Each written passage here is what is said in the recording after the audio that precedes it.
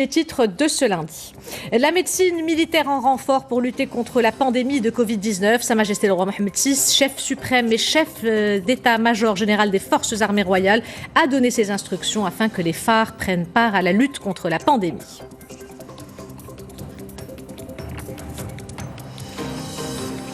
C'est un point de presse qui sera organisé tous les jours à 18h. Le directeur des épidémies au sein du ministère de la Santé fait le point sur la situation sanitaire au Maroc. Mohamed Lioubi qui a annoncé les derniers chiffres et qui a confirmé 143 cas. Désinfectés, nettoyés, stérilisés depuis maintenant plusieurs jours. Ces mesures sont appliquées à la lettre dans plusieurs lieux publics. Une campagne de désinfection qui concerne également les marchés. Notre équipe a assisté à cette opération à Casablanca. Elles sont de plus en plus nombreuses, les actions citoyennes et les initiatives d'entraide. Ce soir, nous parlons de l'association LML pour le développement qui vient de lancer à Marrakech un service gratuit de livraison. Un service qui s'adresse prioritairement aux personnes âgées et malades qui ne peuvent pas faire leurs courses elles-mêmes. Madame, Monsieur, bonsoir. La médecine militaire en renfort pour lutter contre la pandémie de Covid-19. Sa Majesté le roi Mohammed VI, chef suprême et chef d'état-major général des forces armées royales, a donné ses instructions au général de corps d'armée, inspecteur général des phares, Abdel Fattah El-Warraq, au général de corps d'armée, commandant la gendarmerie royale, Mohamed Haramou, et à l'inspecteur du service de santé militaire des phares, le général de brigade, Mohamed El-Labbar, afin que la médecine militaire prenne part à la lutte contre la pandémie. Amina Bentralq. Mobilisation des forces armées royales sur le terrain, aux côtés des équipes médicales. Un soutien de taille pour le dispositif de santé mis en place afin de lutter contre la propagation du coronavirus. Voilà pourquoi la médecine militaire prend part à cette mission conjointement avec son homologue civil. Ce sont les hautes instructions données par Sa Majesté le roi Mohammed VI au général de corps d'armée, inspecteur général des forces armées royales, Abdel Fattah El-Warraq, au général de corps d'armée commandant la gendarmerie royale, Mohamed Haramou, et à l'inspecteur du service de santé militaire des forces armées royales, le général de brigade, Mohamed El-Labbar. L'autre objectif est de pallier à certaines insuffisances constatées concernant cette pandémie et de faciliter l'échange d'informations entre les différents services concernés. C'est dans ce sens que Sa Majesté le roi Mohammed VI, chef d'état-major général des forces armées royales, a donné ses très hautes instructions pour le déploiement des moyens de médecine militaire, ce qui renforcera les structures dédiées à la gestion de cette pandémie sous forme de personnel médical et paramédical des forces armées royales. Leurs services sociaux ainsi que ceux de la gendarmerie royale seront également mobilisés dans le cadre de cette opération, une opération qui exige un travail de coordination. Le souverain exhorte dans ce contexte particulier médecins, civils et militaires à travailler en bonne entente et intelligence, comme ils l'ont toujours fait, car il y va de la santé des Marocains et des étrangers se trouvant au Maroc, selon le communiqué du cabinet royal. Et toutes les dernières données concernant le coronavirus ont été présentées il y a à peu près 2 heures. Le directeur des épidémies au sein du ministère de la Santé a fait le point et a annoncé les derniers chiffres. Un point de presse diffusé en direct sur notre antenne, lors duquel Mohamed Lioubi a annoncé 143 cas confirmés. Ce point de presse sera organisé tous les jours à 18h. Amina Bentralq. Le très attendu point de presse au ministère de la Santé, c'est le directeur de l'épidémiologie et de la lutte contre les maladies qui révèle le bilan suivant. 143 cas d'infection au nouveau coronavirus confirmés au Maroc. Mohamed Lioubi qui précise aussi la répartition des cas par région. La région de Fès Meknès a enregistré 35 cas. Elle est suivie de 34 cas à Casablanca-Stade et de 32 à Rabat-Salé-Kénitra. Viennent ensuite les régions de Marrakech-Safi avec 15 cas, Tanger, Tétouan, Al-Husseima avec 9 cas, l'Oriental avec 7 personnes testées positives, à Souss-Massa 6 personnes, Beni Mellal Al-Khnifra 3 et un seul cas à Draa Tafilalt et à Guelmim Ouadnoun.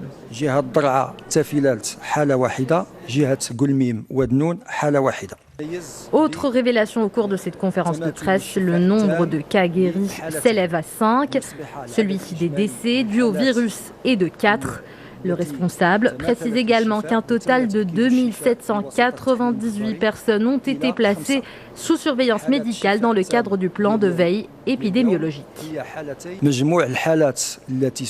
Sur ces 2798 personnes, 643 ont été exclues suite à des tests négatifs effectués au laboratoire.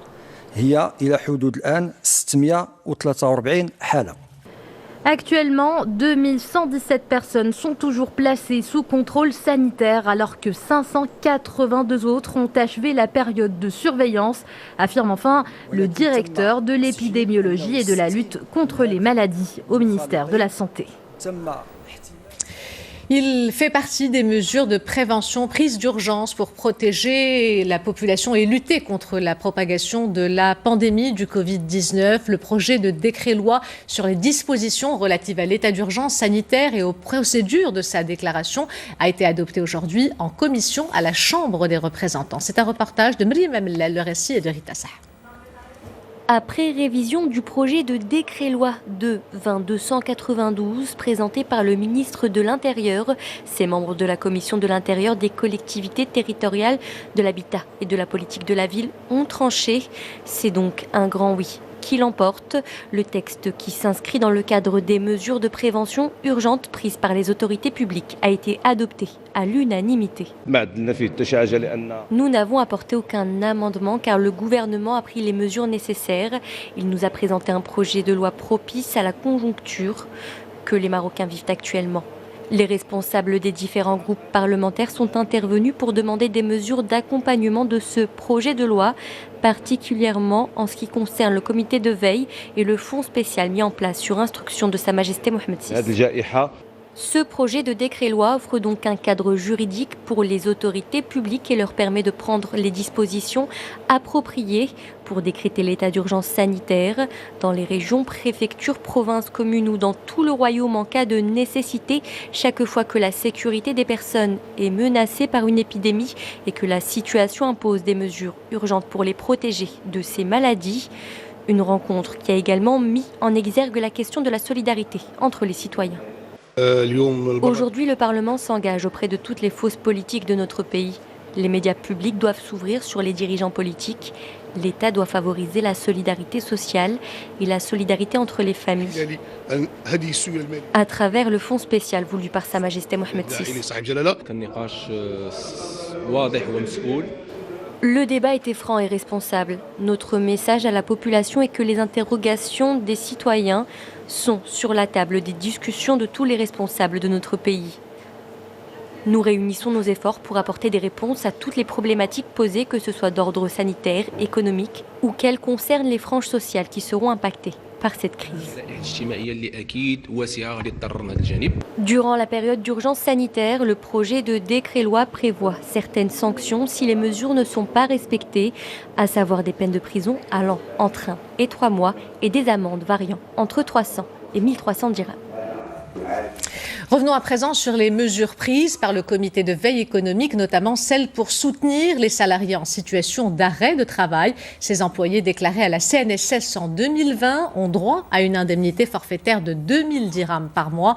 Comment peuvent-ils en bénéficier? La réponse avec Omar Souabni, directeur du pôle réseau de la CNSS. Si vous êtes salarié et vous travaillez dans une entreprise qui a arrêté totalement ou partiellement et vous êtes éligible à cette mesure, vous n'avez rien à faire. Vous devez rester chez vous. Celui qui doit faire la démarche nécessaire, c'est l'entreprise. Donc, c'est l'employeur qui doit normalement entrer sur un site qui est créé par la CNSS et qui va être opérationnel à partir de demain. Donc, l'entreprise, il entre sur ce site-là et il doit faire une demande. En plus, il doit déclarer sur l'honneur avoir arrêté l'activité, soit d'une manière totale ou partielle, à cause de la pandémie Corona. Et en plus, il doit préciser les salariés qui ont été dans l'arrêt de travail, qui sont concernés par l'arrêt de travail total ou partiel. Des rayons de grande surface vidés de pâtes, de farine ou encore d'huile, des caddies remplis à ras-bord, voici un autre effet du coronavirus. Pourtant, selon les déclarations faites par les responsables du secteur, pas de crainte à avoir, ni de risque de pénurie. Exemple à Dakhla avec ce reportage de Zakaria Ait Abdelmjid et Nizar Bouhoud, le récit est de Mamadou Diaye. La situation de l'approvisionnement du marché de Dakhla est normale, et cela malgré un contexte marqué par le coronavirus. Le renforcement des mesures sanitaires saute à l'œil. Il y a moins de monde du fait de l'état d'urgence sanitaire pour enrayer la propagation du virus. En tant que citoyen, nous avons les autorisations pour sortir faire les courses et j'ai constaté qu'il y a une abondance des produits. Les gens doivent juste acheter ce dont ils ont besoin. Après le passage de chaque client, je me lave les mains et on essaye d'éviter au maximum le contact avec les clients. Afin de veiller au respect des mesures, une commission mixte composée de quelques responsables au niveau local assure le suivi. Ces derniers veillent au bon approvisionnement du marché, mais également contrôlent les prix. Le marché est bien approvisionné. Je peux vous dire que l'offre dépasse la demande. Je rassure donc les consommateurs par rapport à la stabilité des prix. Cette journée de suivi s'est soldée par 5 procès-verbaux, une manière de contrôler et de parer à toute forme de spéculation dans un contexte particulier. Désinfectés, nettoyés, stérilisés depuis maintenant plusieurs jours. Ces mesures sont appliquées dans plusieurs lieux publics. Cette opération englobe également les transports publics. Exemple à Fès, où les bus et les taxis sont nettoyés de fond en comble pour éviter la propagation du virus. Reportage de Lysl Cohen, le récit et de Rita Sah. Des nettoyeurs haute pression pour désinfecter les bus de la ville. Une opération réalisée au quotidien car sur certaines surfaces, le coronavirus peut survivre plusieurs heures, voire plusieurs jours. L'ensemble du véhicule est donc passé au crible pour garantir la sécurité des usagers. Quand les bus arrivent au niveau des différents terminus, tous les jours, ils sont nettoyés et désinfectés. Et ceci dès la descente des usagers et avant que d'autres usagers ne rentrent dans le bus. Ce nettoyage est donc bien plus qu'un simple ménage de printemps, mais c'est une véritable barrière de protection. L'utilisation de produits bactéricides permet d'éliminer tout danger, une mesure rassurante pour ces fascis. Le bus est désinfecté et il prend 15 personnes au maximum. Le bus n'est pas plein et en plus il y a assez de transport. Nous comptons le nombre de personnes dans le bus, c'est obligatoire. Quand on arrive au nombre imposé, on démarre, on ne remplit pas le bus. À Fès, tout comme dans le reste du royaume, hormis la désinfection des bus et taxis, d'autres mesures ont été mises en place pour combattre la prolifération du virus. Dans nos taxis, nous respectons les mesures, à savoir 3 passagers maximum, et nous désinfectons également nos véhicules. Pas d'encombrement dans les véhicules, des voitures et bus comme neufs au quotidien, autant de mesures qui garantissent la sécurité sanitaire de tous les citoyens et contribuent à la lutte contre la propagation du Covid-19. Une campagne de désinfection qui concerne également les administrations et les lieux publics comme les marchés. Notre équipe a assisté à cette opération à Casablanca. C'est un reportage de Sarah Faïq et Marwan Kamas. Munis de masques et de gants, plus de 50 agents spécialisés dans la désinfection ciblent depuis quelques jours des lieux les plus fréquentés par les citoyens, comme ce marché situé au quartier Bernossi. Toutes les mesures de prévention sont mises en place pour réussir l'opération et les citoyens doivent respecter les consignes de prévention. L'opération de désinfection est importante, sinon il y a un risque de contamination. Les citoyens commencent à devenir conscients qu'il s'agit d'un virus mortel. L'opération de désinfection des lieux publics s'inscrit dans le cadre des mesures préventives prises par le Royaume pour lutter contre la propagation du virus. Tout s'opère pour un seul but, garantir la sécurité sanitaire des citoyens. Nous sommes en train de désinfecter le marché de Bernossi. Des tournées quotidiennes sont organisées pour les lieux les plus fréquentés. À Casablanca, comme dans les autres villes du Royaume, l'opération de désinfection se poursuit pendant les prochaines semaines. Et vous aussi, n'oubliez pas de désinfecter vos mains le plus régulièrement possible avec de l'eau, du savon ou un gel hydroalcoolique. Peu importe, ce qui compte aujourd'hui, c'est de lutter tous contre ce virus. Et pour tenter d'endiguer la pandémie, à travers le monde, c'est plus d'1,5 milliard de personnes qui sont confinées. Selon un dernier bilan, le coronavirus a coûté la vie à plus de 14 000 personnes, dont plus de 7 500, soit la moitié en Europe. Pour l'Organisation mondiale de la santé, la pandémie s'accélère, mais nous pouvons changer la trajectoire. Le point avec Mamadou Diaye. Des urgences prises d'assaut de jour comme de nuit ici à l'hôpital de la Paix à Madrid. L'Espagne a franchi la barre des 2000 décès dus au coronavirus. Plus dur encore, le personnel soignant est touché à environ 12% au total des cas confirmés. Une situation qui a amené le gouvernement espagnol à prolonger l'état d'urgence. Nous allons approuver la prolongation de l'état d'urgence dans tout le pays pour 15 jours supplémentaires. Au même moment, l'aide internationale arrive en Italie. Outre la Chine, le Cuba, la Russie a également déployé des moyens matériels et humains importants pour aider l'Italie à faire face au Covid-19. Le pays a enregistré plus de décès dus à la pandémie, avec plus de 5000 victimes. Du personnel soignant, des véhicules, des équipements spéciaux et des ressources ont été chargés dans des avions et sont prêts à partir et accomplir la mission. En Allemagne, la chancelière se porte bien, une annonce du ministre allemand des Finances. Angela Merkel est en ce moment en quarantaine après avoir été en contact avec un médecin infecté. Dans le continent africain, le Nigeria a annoncé un premier cas de décès dû au Covid-19, un homme âgé de 67 ans qui souffrait d'autres pathologies. Elles sont de plus en plus nombreuses, les actions citoyennes et les initiatives d'entraide se multiplient. Ce soir, nous parlons de l'association LML pour le développement qui vient de lancer un service gratuit de livraison, un service qui s'adresse prioritairement aux personnes âgées et malades qui ne peuvent faire leurs courses elles-mêmes dans le cadre des restrictions de déplacement actuelles. Reportage à Marrakech de Izza Charqi et Mohamed Chihima. Depuis l'entrée en vigueur de l'état d'urgence sanitaire, cette association du quartier de Mohammed à Marrakech a décidé de lancer un service bénévole de livraison solidaire. L'objectif, aider les personnes fragilisées en leur livrant leurs courses à domicile, et ce, gratuitement.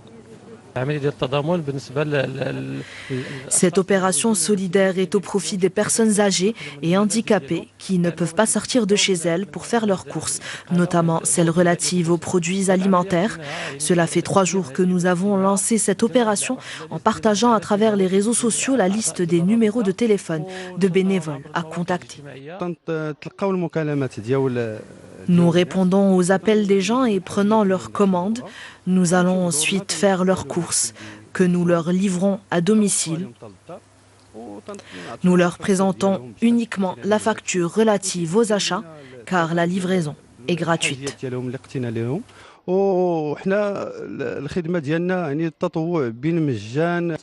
Les commandes se font par téléphone à travers différents numéros de 15 bénévoles qui répondent aux besoins des personnes âgées ou en situation de handicap et qui sont pour la plupart dans l'incapacité de quitter leur domicile. Je tiens à remercier ces personnes qui m'ont livré les courses à domicile. Mon mari est âgé et avec cette maladie qui circule, j'évite de sortir. Avec cette maladie, je n'ai pas comment faire pour sortir. J'appelle donc ce numéro et on m'apporte les courses demandées jusqu'à chez moi. Je les en remercie. Depuis son lancement samedi dernier, cette association a reçu plus de 130 demandes, soit une moyenne de 40 appels par jour. Les Jeux olympiques de Tokyo seront-ils reportés à cause du coronavirus? C'est la grande interrogation de ces derniers jours. Quoi qu'il en soit, le Canada a déjà pris sa décision. C'est le premier pays à avoir annoncé que ses athlètes n'iront pas dans la capitale nippone au mois de juillet en raison de la pandémie de coronavirus. Plus de détails avec Adji Dutet. Le vent tourne et ce qui est sûr, c'est qu'il va à l'encontre du comité international olympique. Le Canada est la première nation à avoir soulevé le mouvement à travers le réseau social Twitter. Son comité olympique est monté au créneau hier soir pour couper court. Team Canada n'enverra pas ses athlètes aux Jeux cet été à cause des risques liés au Covid-19 et cela concerne aussi bien les athlètes olympiques que paralympiques. L'Australie donne la réplique. Quelques heures plus tard, le président du comité olympique local s'est clairement prononcé ce lundi en faveur d'un report des Jeux d'au moins une année. L'équipe olympique australienne ne peut être réunie dans les circonstances changeantes relatives au coronavirus. Nous devons regarder loin, non seulement nos athlètes et nos officiels, mais également leurs familles. Les décisions prises par le Canada et l'Australie mettent le Comité international olympique et le Japon dans une situation peu confortable. L'option du report devient de plus en plus probable au pays du soleil levant. La décision du CIO d'envisager un éventuel report des Jeux est conforme à ce que je viens de dire. Si cela devient difficile, nous penserons d'abord aux athlètes. Nous n'aurons peut-être pas d'autre choix que d'envisager de reporter les Jeux. L'organisation des Jeux de la 32e Olympiade de l'ère moderne dans les temps est plus que jamais en péril. Ce qui est sûr, c'est que le CIO est dos au mur, lui qui s'était donné 1 mois pour rendre son verdict. Les prochaines heures nous en diront certainement beaucoup plus. Pour terminer cette édition, ce nouveau service en ligne pour le versement des dons, la Trésorerie générale du Royaume a mis en place une nouvelle plateforme pour les contributions au Fonds spécial pour la gestion de la pandémie du coronavirus. Ce service a été mis en place à la disposition des citoyens, des opérateurs économiques et autres partenaires. Pour plus d'informations, rendez-vous sur l'adresse qui s'affiche sur votre écran www.tgr.gov.ma. Avant de nous quitter, je vous rappelle l'une des principales informations de ce journal. La médecine militaire en renfort pour lutter contre la pandémie de Covid-19. Sa Majesté le roi Mohammed VI, chef suprême et chef d'état-major général des forces armées royales, a donné ses instructions au général de corps d'armée, inspecteur général des phares, Abdel Fattah El-Warraq, au général de corps d'armée, commandant la gendarmerie royale, Mohamed Haramou, et à l'inspecteur du service de santé militaire des phares, le général de brigade Mohamed El-Bar, afin que la médecine militaire prenne part aux côtés de la médecine civile à la lutte contre la pandémie. C'est la fin de cette édition. L'information se poursuit sur notre site 2m.ma et sur l'application My2M. Le prochain journal El Massaïa vous sera présenté par Zahra Etihel. Quant à moi, j'aurai le plaisir de vous retrouver demain si tout va bien. En attendant, excellente soirée à tous.